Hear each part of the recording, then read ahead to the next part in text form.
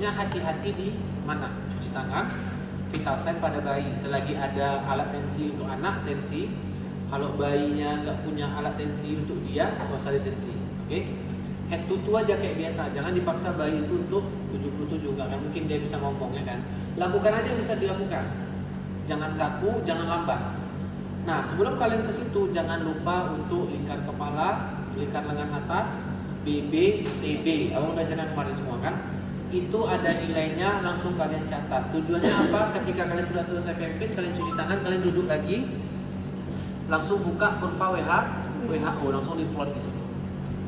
Oke, karena diagnosanya mutar-mutar di situ aja. Diagnosanya pas, mutar-mutar di situ aja.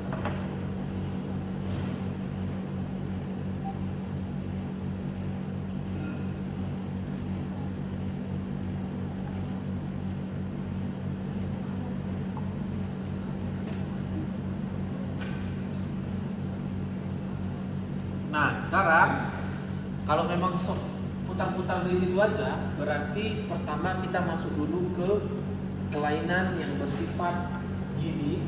Aku bagi nanti momennya. Kelainan yang bersifat gizi, kelainan yang bersifat antropometri, artinya dia bisa stunting, severe stunting, bisa obes dan lain-lain. Kemudian kelainan perkembangan. Nah, pertama kalau kita mau anak datang dengan kondisi gizi buruk. Kita tahu gizi buruk dari mana, Bang? Mungkin anaknya itu mamanya bilang anaknya tidak mau makan, ya? Atau dia bilang anaknya kurus, oke? Atau dia bilang anaknya itu tidak aktif. Nah, intinya kalian tahu dia gizi buruk dari mana? Dari BB per TB, di mana hasilnya di bawah min 2. Gizi kurang di bawah min 3 gizi buruk. Oke. Atau boleh kita ginikan. TB per TB di bawah minus 2 berarti gizi kurang. Kemudian di bawah minus 3 berarti gizi buruk. Nah, ini biasanya soal wajib tiap tahunnya, ganti. Kalau dia gizi buruk, maka kita bagi menjadi 3 tipe. Marasmus, ya kan? Kemudian kwashiorkor, kemudian campuran. Ya, campuran itu artinya tipe marasmus kwashiorkor. Marasmus berarti dia kekurangan apa? Kekurangan karbo. Logikakan. Kalau orang kekurangan karbo, nggak makan nasi, berarti dia kurus. Berarti iganya gambang. Apalagi? Oke, muka tua. Oke lah, agak susah kan muka tua kan. Ada juga orang anak-anak 25 mukanya tua juga awak tengok kan. Padahal sudah 25 ya kan. Nah, iga gambang, tapi itu betul ya, muka tua. Iga gambang. Apalagi yang perlu kalian ingat? BGT. Ya itu aja, nggak usah banyak-banyak. Yang penting kita periksa. Kalau kwashiorkor berarti dia kekurangan protein. Kalau orang kekurangan protein pasti akan edem. Rambut jagung gimana?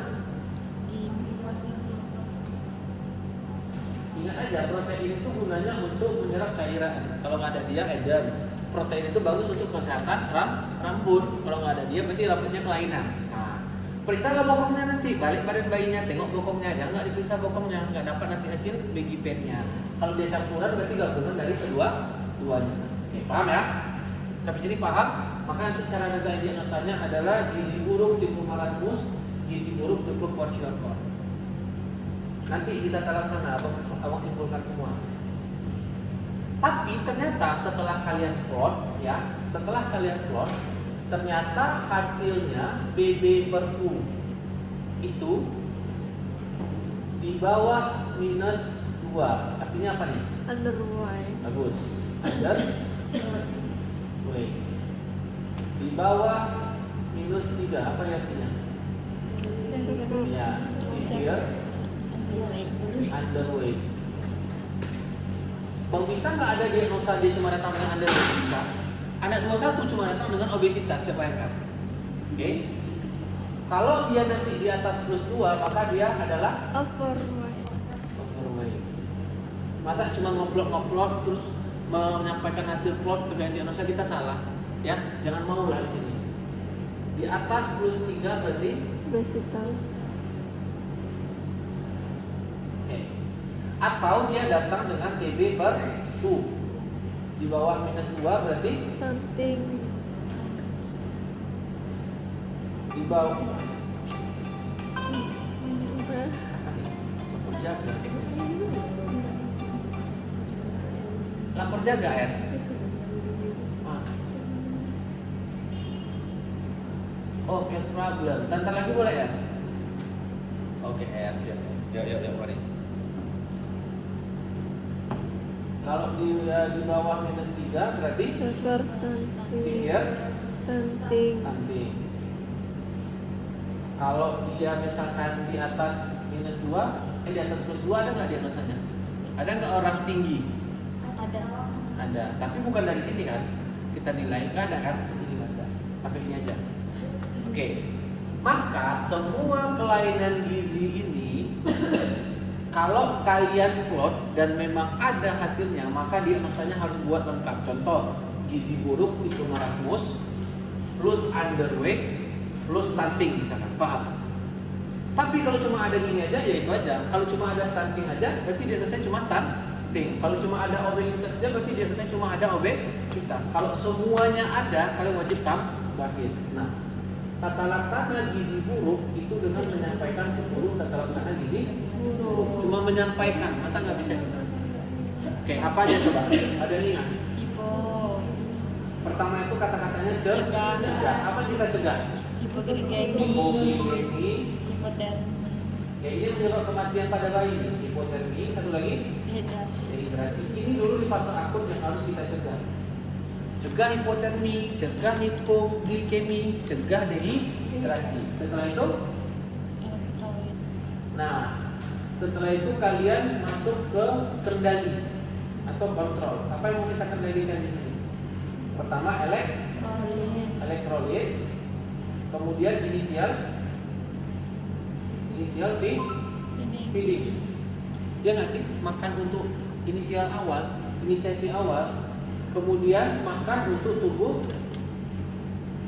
Kembang. kejar. Ada sesuatu kalian nggak? Apa?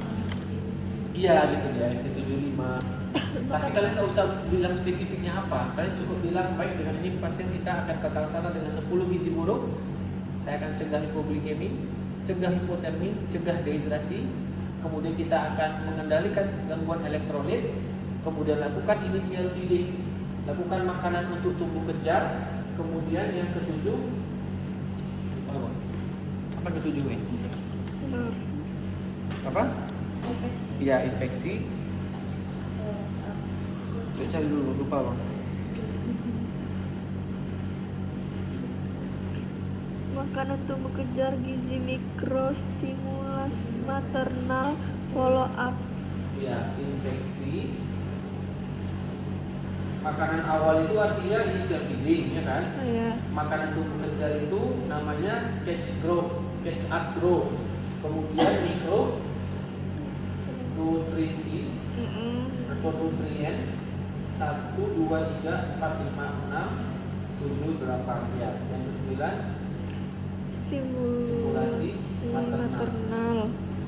10 follow up. Oke. Cegah hipoglikemi, cegah hipotermi, cegah dehidrasi. Kemudian cegah infeksi, cegah gangguan elektrolit.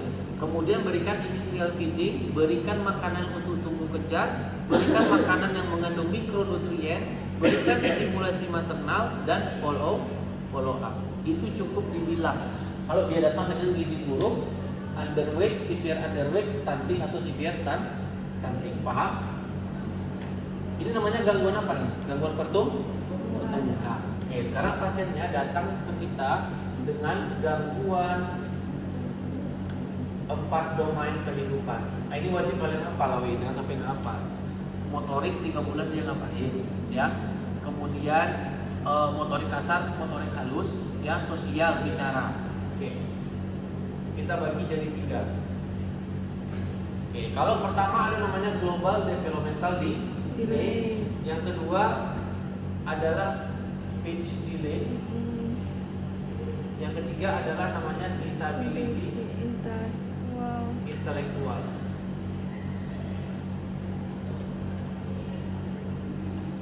Oke. GDD terjadi pada saat usianya itu di bawah 5 tahun. Dia terlambat 2 domain atau lebih. Contoh, motorik kasar sama bicara. Kalau ada aja 2 yang terlambat tapi umurnya masih di bawah 5 tahun, terkait dengan global developmental delay. Kalau seandainya onsetnya sudah lebih dari 5 tahun, tapi yang terlambat itu adalah 2. Apa itu 2 itu? Ada tahu? Sosial dan bicara. Maka ini punyanya retardasi mental, ya. Atau kita sebut dia adalah sekarang disability intelektual. Kalau ini berarti cuma bicara. Bang, nggak dipakai lagi bang kata dokter Cahaya speech delay. Kalian tanya yang udah LO, speech delay juga yang keluar di OSCE. Ya, yang keluar di LO juga speech delay juga. Bang, nggak dipakai lagi marasmus core. Untuk OSCE tetap dipakai. Oke?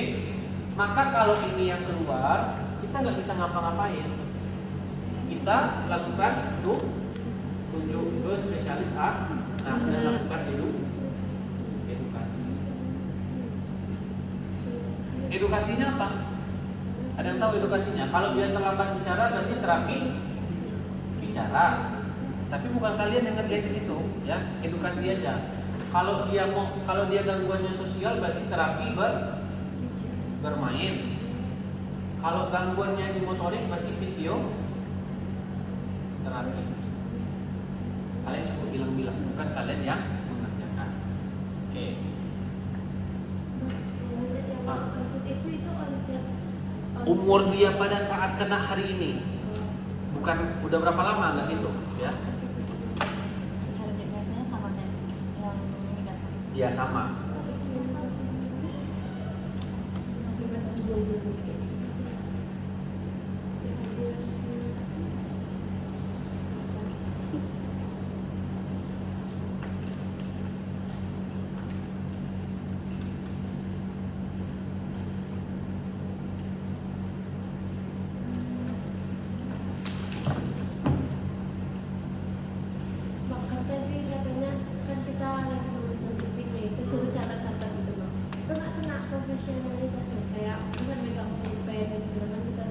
Nggak boleh kalau kayak gitu memang. Yang harus kalian lakukan adalah selesaikan PMPS-nya, baru kalian catat. Tapi usahakan tidak pegang pasien lagi. Biasanya kalau abang ingat dulu. Kan nggak banyak, belikan kepala, BB sama TB selesai kan. Coba itu perlu kita ingatkan. Selesai dia PMPS baru tulis. Ya. Oke. Ada apa lagi ya?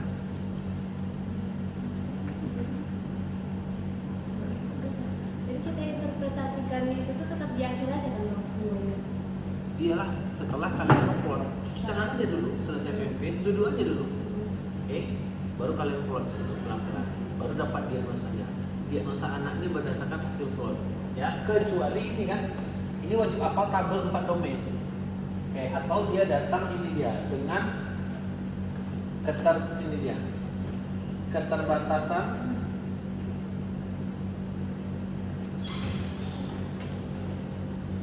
Oke, Dik, bentar ya, bentar lagi ya. Oke.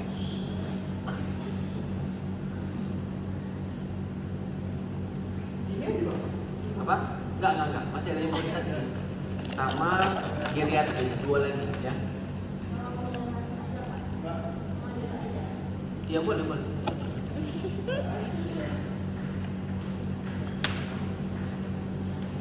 Oke, berarti bagusnya kita belajar secara bangun alatnya bentar ya. Kita kejar imunisasi bentar ya. Imunisasi ya. Kalau geriatri kan kita aja dari online. Banyak woi. Jadi waras kita ya. Sudah sebanyak ini penyakit yang kita bahas.